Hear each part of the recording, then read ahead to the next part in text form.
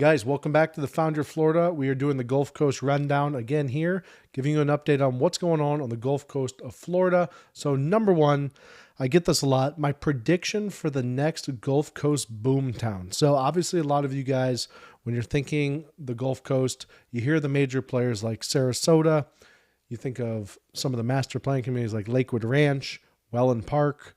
Parrish is now becoming a fixture in this conversation as well.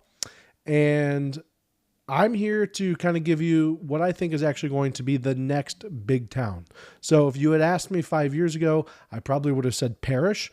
But as you know, and if you've driven through it lately, Parrish has a lot of growth that's already happening. So it's tough to call it the next boomtown because it currently is the boomtown. So what does that mean? I think Palmetto is going to be the next boomtown in the Gulf Coast. So hear me out. I got a couple reasons for this.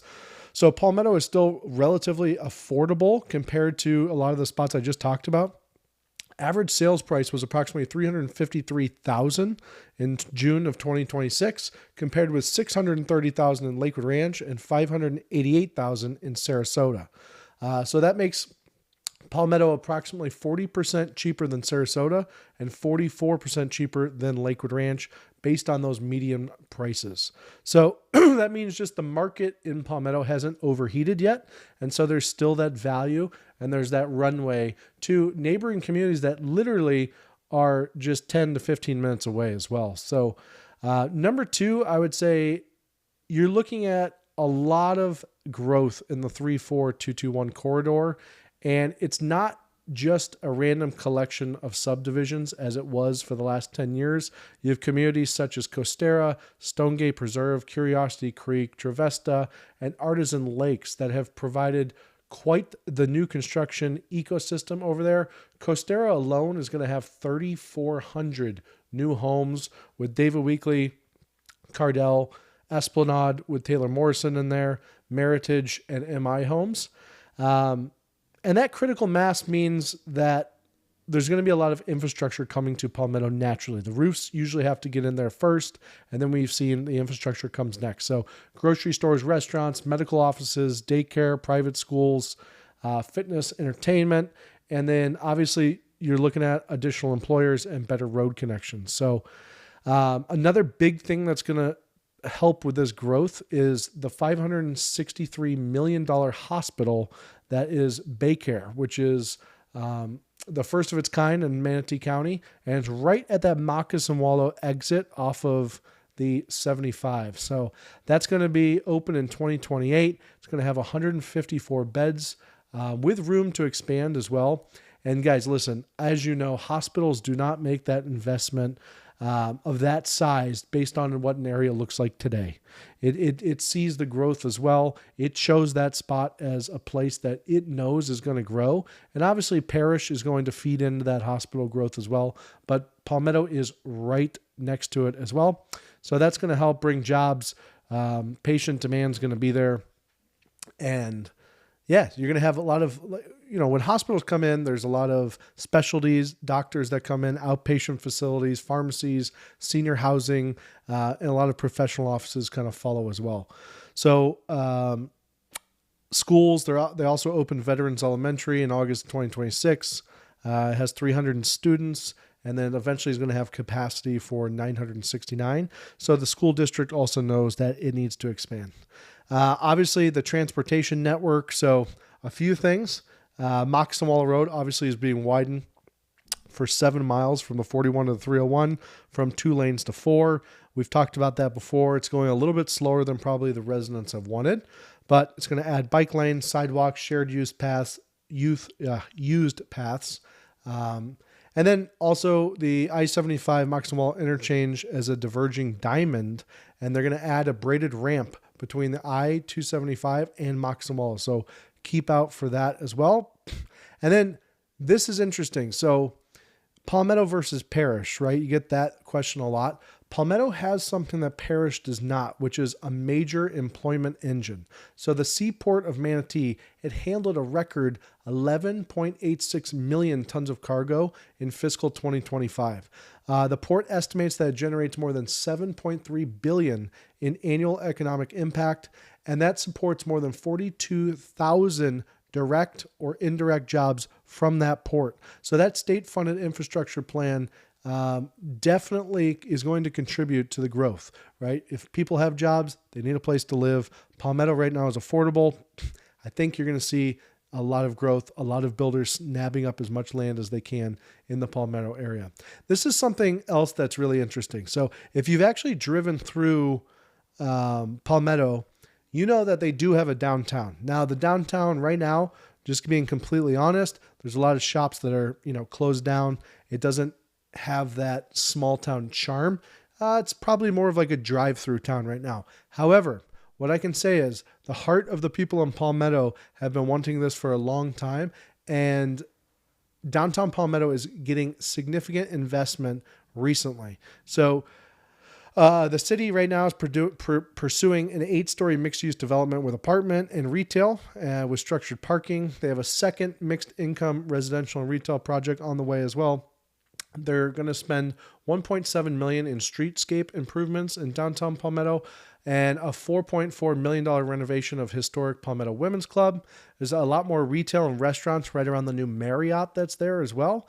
And then the riverfront development is going to be coming. So if you think about Parish downtown, quote, versus Palmetto downtown, Palmetto actually has the old school term of what a downtown is. And they're located right on the Manatee River, and it's beautiful there. There definitely is that old southern charm in Palmetto.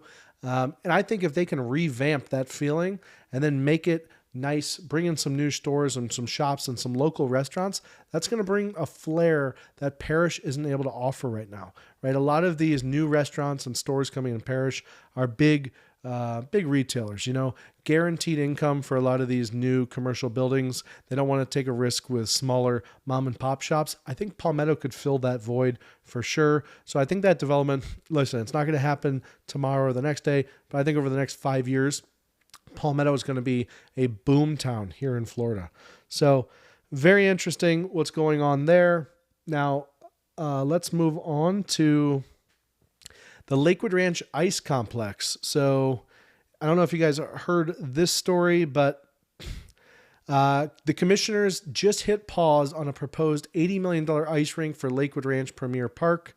The project, which was in line for economic incentives for the county and a long-term land lease agreement, advanced through 2 prior commission votes, but it has been halted. So a little bit unfortunate, actually the firm out of Wesley Chapel, it's Iceman Development Group, LLC. And this was called Project Grace. They actually had just gotten backed with private equity funding for this as well. It was going to be approximately 22 acres at the Premier Sports Campus North, and it called for a 190,000 square foot facility featuring 4 ice rinks, including 1 arena with 2,500 permanent seats, along with food and beverage service, retail space, sports medicine facilities, and an attached parking garage. So that stinks because it wasn't just for hockey and youth hockey. It would have hosted basketball tournaments, volleyball, cheerleading, and dance competitions, which I know you guys who are families looking at Lakewood Ranch would have loved this. Honestly, I think it's a big miss that they're delaying this. They need to push this through as soon as possible because the amount of positive that can come from this is great. What I mean by that is having the ability to have giant volleyball tournaments right in Lakewood Ranch, hockey tournaments, be the epicenter of hockey on the west coast of Florida, have big basketball tournaments, cheer competitions. This just brings economic development into Lakewood Ranch. It brings just another reason for people to want to live there, right? Having some of the most premier sports academies in Bradenton and Manatee County. You have IMG, you have Premier Sports Campus. There's so much around there. I think this would have been a great addition and honestly fit in right in line with everything else that's coming in Lakewood Ranch. So hopefully they can figure that out.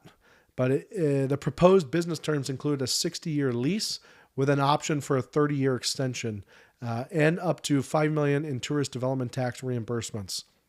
So, the commissioners, they kind of put it on hold. It was a 7-0 vote the last 2 times. We'll see what happens. I do know, though, that when you delay these projects, that private equity funding that was once there and approved and ready to go, that can slip up. So hopefully the investors don't back out with this delay. But yeah, let me know what you guys think. Maybe there's reasons I'm not thinking of why this would not be good for that area. Let me know in the comments what you think, and let's move on to the next topic. So next topic, this one's interesting. So new stats came out. Florida is dominating the U.S. market right now. What do I mean by that? Florida now claims 4 of the fastest growing communities in the United States. You heard me right. 4 of the top 5 selling communities in the United States come right here in Florida. You have the Villages, which are a little bit more in the center of Florida. Then you have Lakewood Ranch, like we just talked about, Welland Park, and Babcock Ranch. So Lakewood Ranch, Welland Park, and Babcock Ranch, obviously all on the Gulf Coast. This is great news for people living here, people looking to come here. Growth shows that the Gulf Coast is a great place to live. And I think that's pretty evident in just the numbers alone. Not everyone's going to agree with that statement, but you can't deny statistics. Florida right now is offering what I would say kind of the trifecta of what people are looking for. You have great weather year-round, you have affordable homes still, and you have a lifestyle that competes with anywhere in the country in terms of things to do, activities, professional sports team, arts, dining, beaches. It's really that perfect trifecta. So no surprise that is going on. But Welland Park, actually, it's interesting. They went from number 8 in 2025 to number 3, so they actually climbed up. Lakewood Ranch is number 2. The Villages are number 1, but you know that's its own world up there. That's not what probably a lot of you are looking for. And then Babcock Ranch is booming again. It's continued to innovate in terms of how they build the community infrastructure. So kudos to Florida for continuing to just dominate the U.S. housing market. All right, so here's the thing, though. As Florida continues kind of this boom in terms of population and people moving to the Gulf Coast, obviously there's going to be some issues with that. So the question is there too much growth, and is it happening too fast for Manatee and Sarasota County to kind of keep up with what's going on? So Manatee County reached 468,200 people. They're up 17% since 2020. They added roughly 68,000 residents in just 5 years, which is a significant boom for a town. And Sarasota County, they reached an estimated 479,958 residents in 2025. They were up 10% from 2020. And then that seasonal population, that can jump all the way up to around 600,000 people. So you can see 110,000 people come seasonally into the Sarasota County region. Combined in just Sarasota and Manatee, that's approximately an extra 120,000 permanent residents since 2020. And that's before accounting for snowbirds and also visitors, right? Because we are a big tourist town as well. And so there's a couple things to talk about when we talk about growth and infrastructure. You got the different systems, right? You got the roads, the schools, hospitals, water and sewer, and then just kind of overall streetscape, overall growth. So let's kind of break it down. Sarasota, in terms of roads, they're strained right now. Okay, major projects are being funded. Let me give you an example. So Sarasota just launched its 7 Connect initiative in 2026, representing more than 66 miles of road improvements and nearly $400 million of investments. They're going to be widening portions of Fruitville, Honoree, South River Road, and Winchester Boulevard, plus extending Lorraine Road.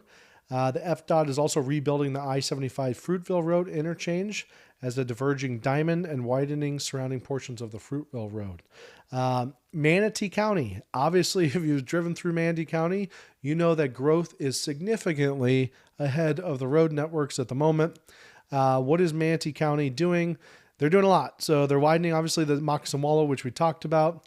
They're reconstructing the I-75 Moccasin Wallow interchange like we talked about, and then they're expanding the State Road 70 east of Lakewood Ranch and planning an additional east-west road capacity. So counties are obviously spending heavily right now, but roads take years to design and permit. So this is the kind of stuff that you're going to see a lag in a lot of these areas.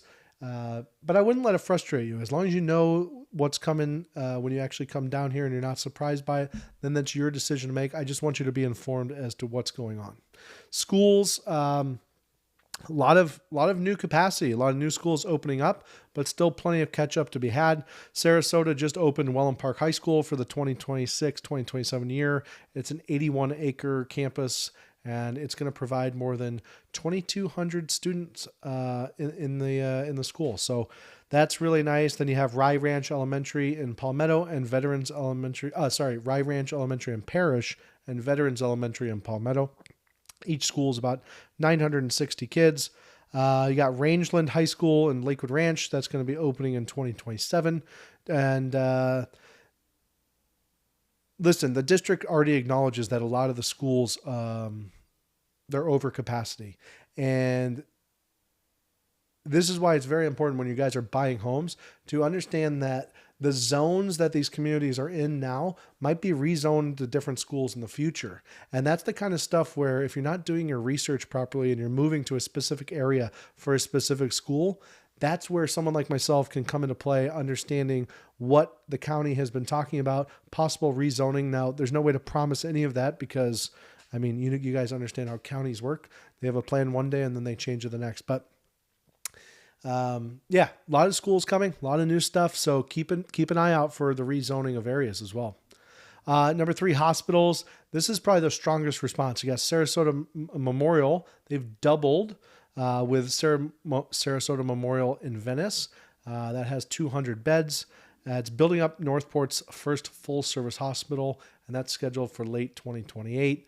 Lakewood Ranch Medical opened a new tower in 2026 and immediately added 60 beds, and it has a shell space for another 60 as well. And then we talked about the BayCare Hospital in Manatee under construction, and then Manatee Memorial is expanding its emergency department. So healthcare, luckily, they kind of saw this trend ahead of time, and they're pretty much caught up. They have there's a lot of healthcare options in this area, so I wouldn't worry too much about that.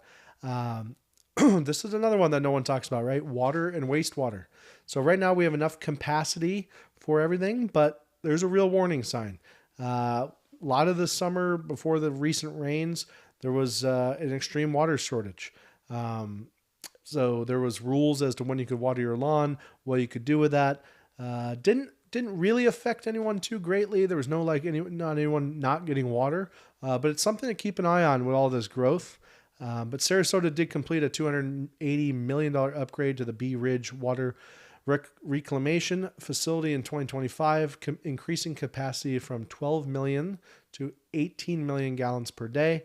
Manatee is adding a bunch of wells as well, and they're planning a redundant pipeline to the Lake Manatee treatment plant and pursuing an expansion of the North Regional Wastewater Facility to about 13 million gallons per day. So immediate story here is resilience rather than shortage. I would say this is something to keep an eye on moving forward. So answer your question, is there too much growth for the infrastructure right now? I would say we're getting pretty close to that, but I think the counties are doing a good job at playing catch up, and I think you'll see a lot more growth coming. Obviously, like we said about Palmetto, the roofs are now there. Infrastructure, restaurants, entertainment, it's all coming. And then, all right, we got some viewer questions. So I had 2 people send in some questions that they wanted me to answer this week. First one is, we're considering a new construction home, but every builder is offering different incentives: rate buydowns, closing costs, design center credits, and price reduction. Which builders do you personally trust? And how do we know whether we're actually getting a good deal instead of just falling for the incentive trap? Interesting wording that you say trap. I want to answer your question with some thought here. So you mentioned in the question, which builders do you personally trust? And how do we know whether we're getting a good deal instead of just falling for incentive? Well, I would say, they're almost 2 different things you're asking me. Which builders do you personally trust versus which builders are offering the best deal? Not always the same thing, right? It can be. I would say right now, if you're looking for the best deal, just strictly the best deal, I would say D.R. Horton is going to be offering the most flexible packages depending on what you actually need. So they're able to offer these rate buy downs plus paying for all your closing costs. And I've seen them be negotiable on price as well. So that kind of gives you all three. They're offering the rate, negotiable, and paying for closing costs versus other builders like, let's say, Pulte, Taylor Morrison, where you kind of have to pick. It's like if you're doing a to-be-built home, you don't get the rate incentive. You might get some flex cash, some closing cost incentive, but you don't usually get all three. And I think that's where D.R. Horton kind of separates itself. They're willing to make a deal on homes. Now, when you ask which builders do I personally trust, I would trust D.R. Horton in terms of when they tell you a good deal is a good deal. I think they're being serious with that. Now, I think a lot of people, when they ask the question, which builder do you personally trust, they're not talking about maybe necessarily the incentive question, but more of the quality of the build. So when you ask me which builders do I personally trust in terms of quality of build, listen, I think we've talked about this before. I think it comes down to who's actually building your home, the construction manager himself or herself. But overall builders trust scores, I would say David Weekley, after working for them, I can tell you with complete honesty that I've seen them go above and beyond for their customers before closing, after closing. The field managers, construction managers there care a whole lot about the homes that they're building. They have a certain pride in that. And that's not just me being biased. I think Del Webb has done a great job in the West Coast area building quality homes as well. And then I would put Taylor Morrison, Ashton Woods kind of in that upper echelon as well of just good quality built homes. That doesn't mean the people I'm not mentioning don't build quality homes, but I would say you're going to have a pretty consistently good experience at Ashton Woods, Pulte, which is Del Webb, Taylor Morrison, and David Weekley. I think I think in terms of national builders, bigger ones, those are going to be my top four at the moment. And so hopefully that helps answer your question. I have another question here. It says, we are moving from Chicago and keep hearing that we should buy on the west part of the I-75 to be closer to the beach. But we can get a newer, larger home in Lakewood Ranch, Parish, or Welland Park. Would you prioritize location or the newer home? And which do you think will hold its value better in the future? Great question. I actually get this one a lot. I work with a lot of people from Chicago and the Northeast and Midwest, and this is kind of the overarching question that always gets asked. Look, it's great to be close to the beach, but the reality of the matter is, unless you're buying a new construction home in Seaflower, you're going to be driving 30 to 45 minutes to the beach without traffic. So if you're looking at Parish or Lakewood Ranch, expect a 30 to an hour drive to the beach. Now, with that being said, I've lived down here for 10 years now from Buffalo, from the north. And I always envisioned myself going to the beach a lot when I moved to Florida, because that's what you did when you came on vacation down here, right? You go to the beach every day.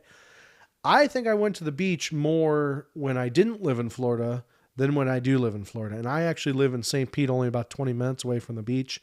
And I just don't find myself going as much as I thought. So I think the question is, you got to ask yourself, when you say, should we be close to the beach, how much are you actually going to be going to the beach? If the answer is 3 to 4 times a week, then absolutely move west of the 75 and be closer to the beach. But I want you to separate the fantasy of living in Florida and going to the beach every day from the reality of living in Florida. Because at the end of the day, it's just, you're going to be so busy in your daily life. The odds of you going to the beach that much shouldn't dictate entirely exactly where you're moving. I think there's other things on the totem pole of importance of where you're moving, whether that's house, amenities, fees, prices, proximity to schools, restaurants. I think really I would look at it more holistically versus just the beach. That's my answer. Which one do I think will hold its value better? It depends who's buying, right?